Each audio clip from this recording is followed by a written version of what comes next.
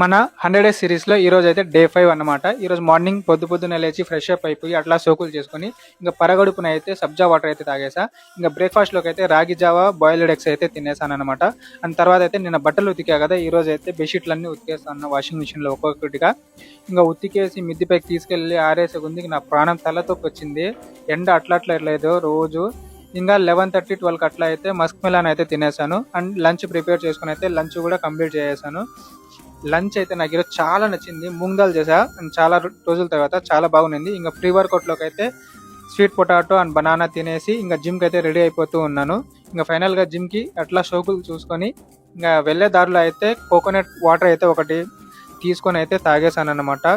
So body కొద్దిగా హీట్గా ఉంది, so అందుకని తాగేసి ఇంకా జిమ్కి వెళ్ళి పీస్ఫుల్గా నేను జిమ్ తెరిచే టైంకి అయితే వెళ్ళిపోతాను. మ్యాక్సిమం నేనే ఫస్ట్ వెళ్తా జిమ్కి.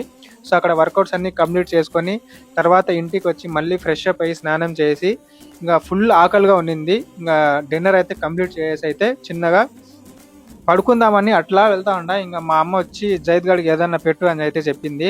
ఇక చూడండి, ఇంకా కర్డ్ రైస్ పెట్టడానికి పోతా అంటే ఓ అని అరిచేస్తున్నాడు త్వరగా పెట్టు అని. ఇంకా వాడికి అట్లా కర్డ్ రైస్ పెట్టేసి ఇంకా తర్వాత అయితే పడుకునేసాను అనమాట.